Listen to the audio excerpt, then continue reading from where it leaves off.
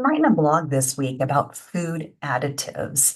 And this is a really complicated topic, and it still is for me too. I'm still learning lots about this.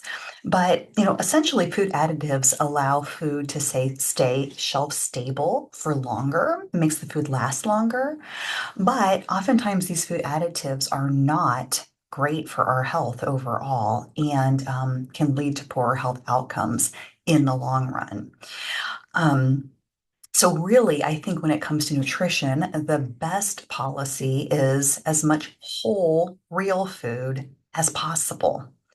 I'm reading a book right now by Casey Means called Good Energy, and she states something in the book that I had never thought of it quite in this way before, and I found it to be really fascinating.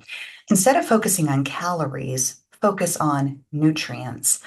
And if you think about it, it's really easy to binge eat junk food, right? So, like a bag of potato chips, I mean, I can eat tons of that before I feel satiated and want to stop. Same thing with like Oreo cookies or another sugary substance like that. But I never seem to overeat whole foods. So, if I'm having salmon and broccoli, I fill up and then I don't want to keep eating it. We don't binge on foods like that. And that's because those foods are satisfying our nutritional needs. You can eat all the potato chips in the world and you're still not going to satisfy your nutritional needs. And so your body is going to be hungry because it has plenty of calories, but it's still nutritionally deprived.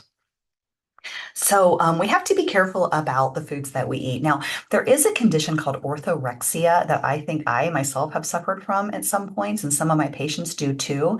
It's that we start to get obsessed with healthy foods and nothing seems to meet the standard of acceptable. And so we're not sure what to eat, and our diets can become so restrictive that we can be nutritionally deficient in this scenario as well.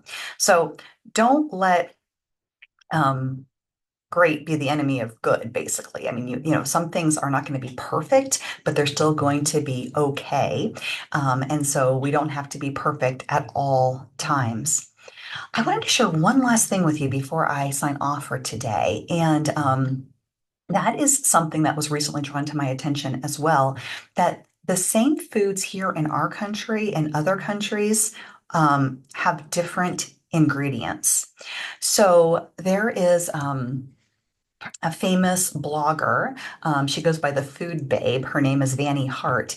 And she recently launched a campaign against Kellogg's, really targeting their Fruit Loops cereal. Maybe you've seen this on social media or somewhere else, but it is really astonishing that Fruit Loops in the US and Fruit Loops in some other countries are completely different. Let me share my screen and show you what I'm talking about here.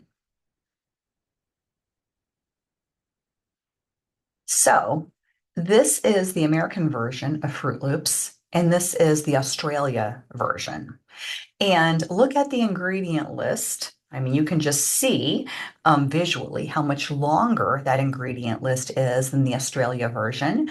And then she highlighted here some of the artificial colorings: red 40, yellow 5, yellow 6, blue 1, and then BHT for freshness. All of these added things. Now, this makes the cereal look more colorful and more flavorful. And I also think some of these things make it more highly addictive. The more addictive it is, the more we want to overeat it and the more we want to buy it, and the better the profit margins for these big food companies. So this is a real problem, and there's not an easy way to get around it. I think the easiest way to get around it is to focus on whole food as much as possible. Not calories, but nutrition density, and you're going to be on your way to better health.